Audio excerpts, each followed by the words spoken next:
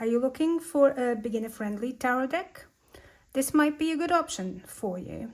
Hello and welcome to Space Dust Tarot.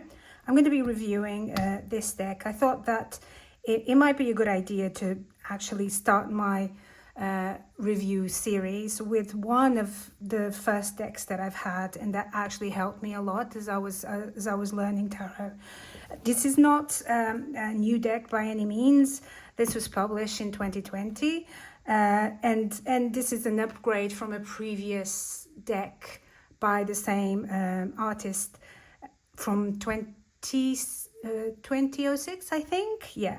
And this is by Ciro Marchetti, and the text is by Barbara Moore, and I think it's really important, this part of Barbara Moore, in terms of like beginner friendly, because I was looking as with a lot of people, I was having a few issues with the Rider-Waite-Smith, the original one, with the imagery. We're trying to understand it with the colors, and I was trying to find something that was still based on the same symbolism and the same meanings, but would be a bit more friendly visually for me.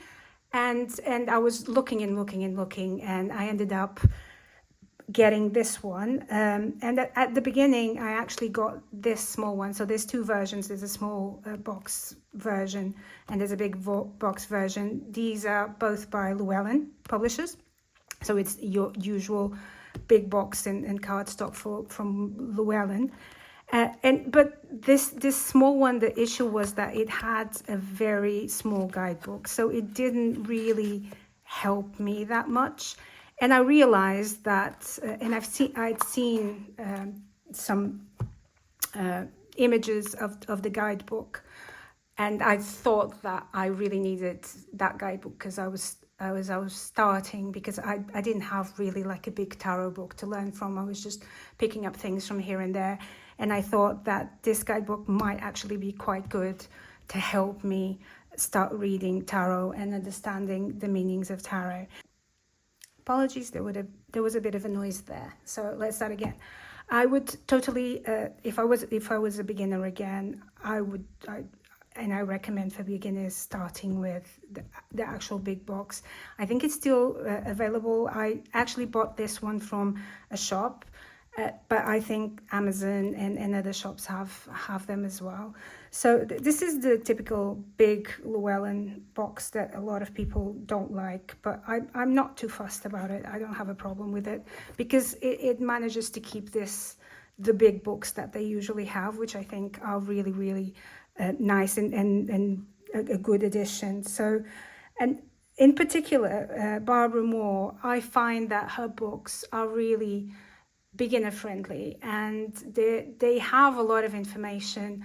They have a lot of like beginner information like this one, and you can see here that they start from the basics. There is a bit of an introduction, which I like as well, from the author, saying the symbology and the kind of imagery that he's using and why he's upgraded this the previous deck to this one. And it has basically from numerology to what each of the minor arcana suits mean.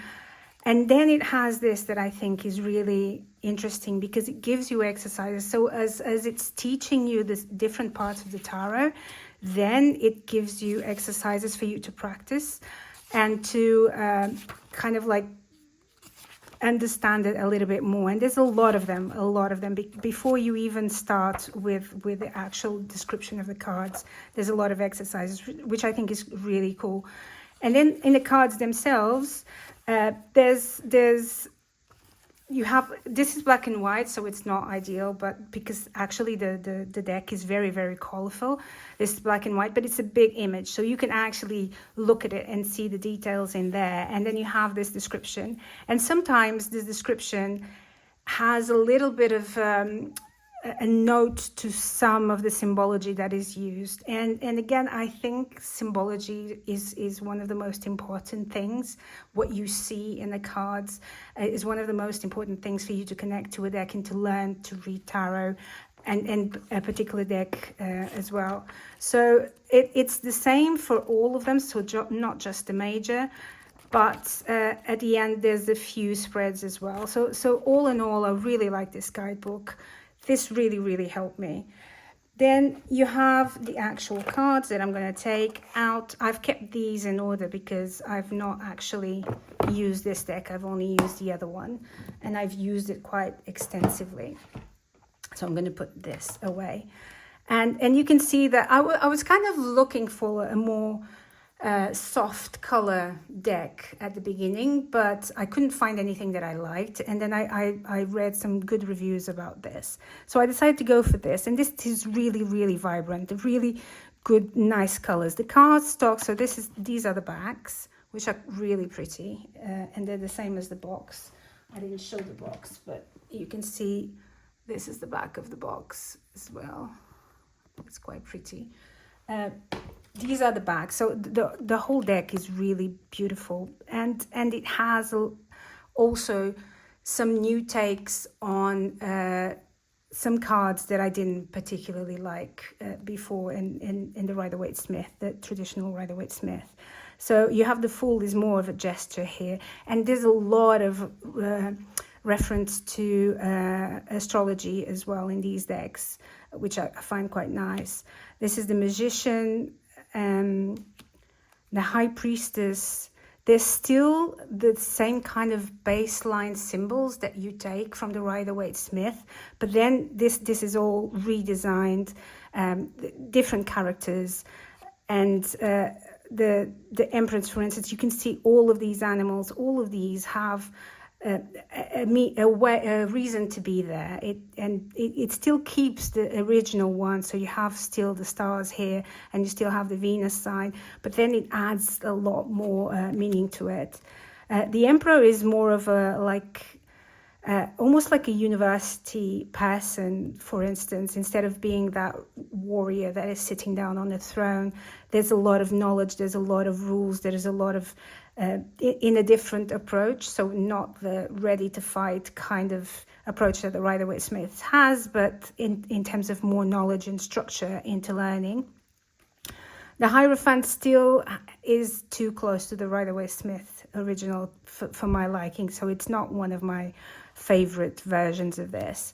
But you can see, like, even just like the floating, the way that all of the symbology in this, all of this has a meaning, and this really helps you understand the meaning of the cards rather than just memorizing what each of the card means.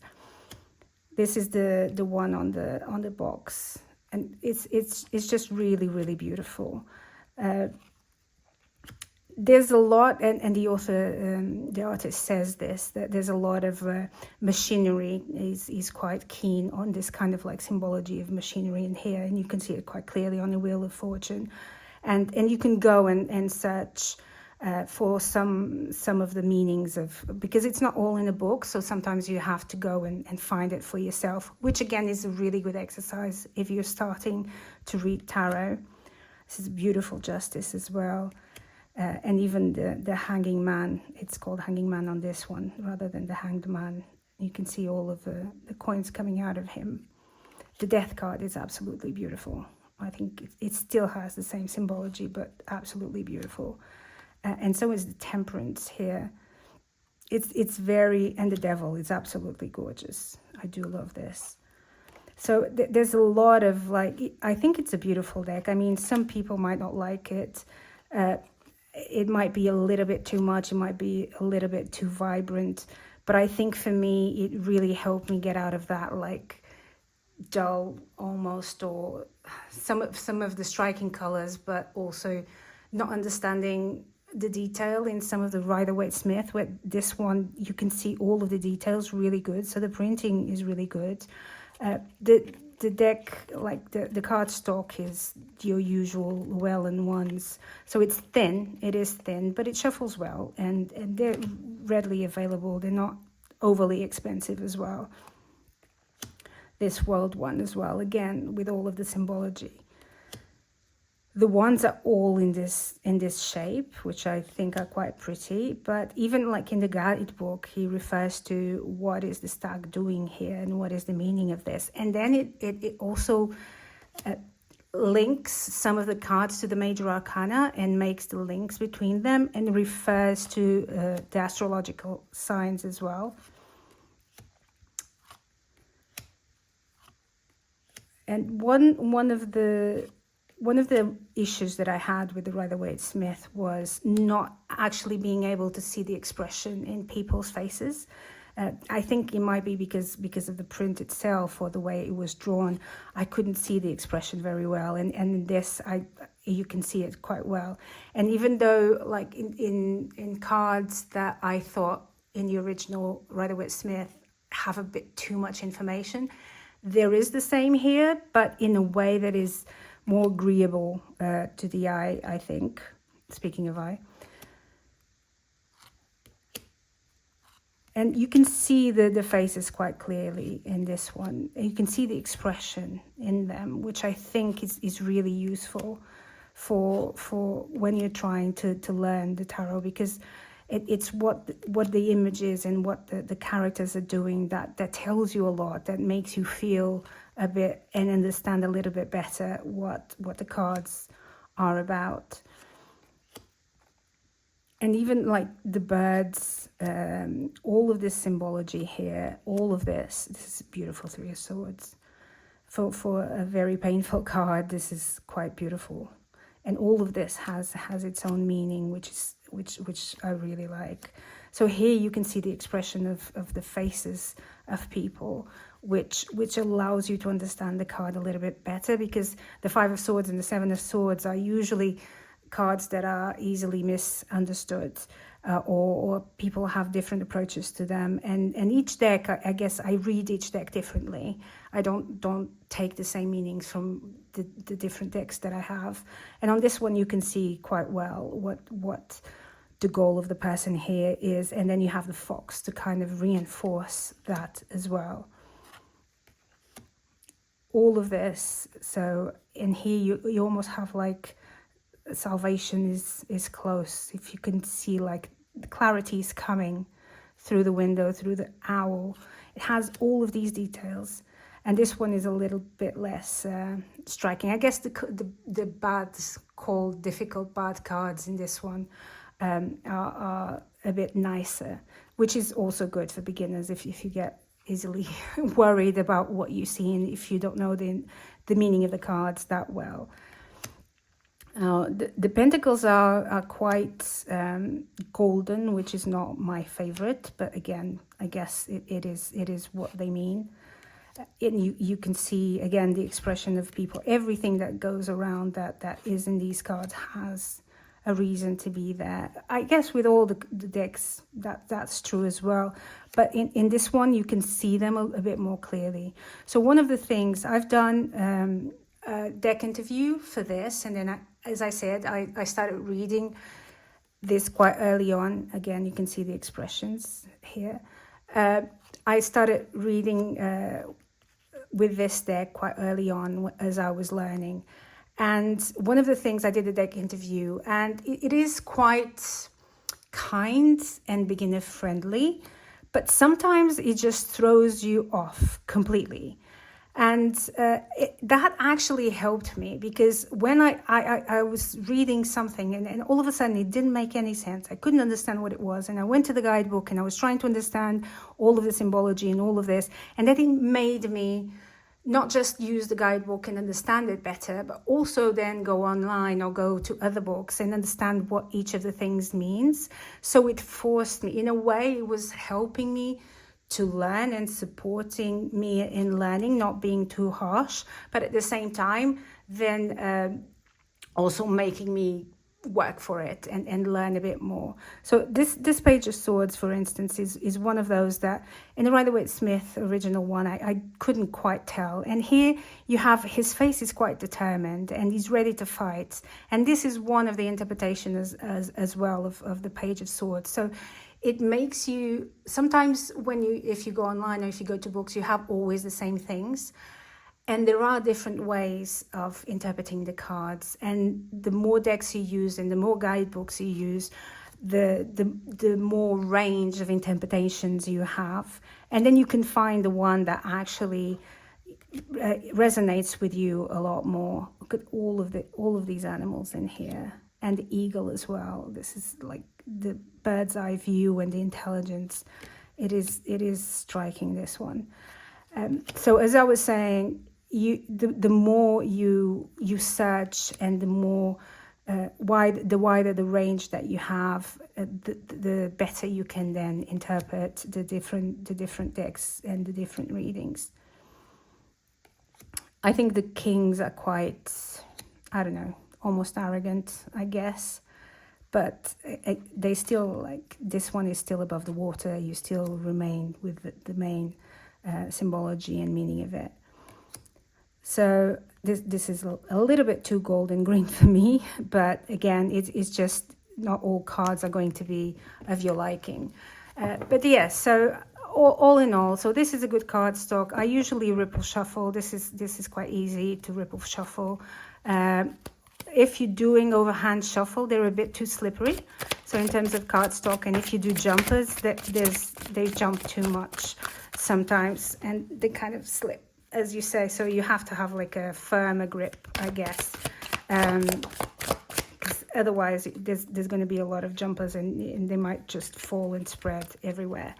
But yes, so I really like this deck. I haven't used it in a long time. But I think that it really helped me at the beginning. It's a really good beginner's deck. Again, the guidebook is very, very good. Anything, I think, and I have other guidebooks that were written by Barbara Moore, anything written by her is really useful, and it makes you go deeper rather than just looking at a card and going online and say, these are the keywords and this is what it means. Actually going in and exploring the design of the card, everything that is in the card. And this is such a rich deck that I really think it's good to get people used to going deeper into the meaning of the cards. So let me know if you have this deck, or if you are thinking of buying it, or what you think about it in the comments. I'm going to do other reviews of other decks that I have. Some of them more beginner friendly, some of them not as much. But I will keep posting every couple of weeks or 3 weeks a deck review.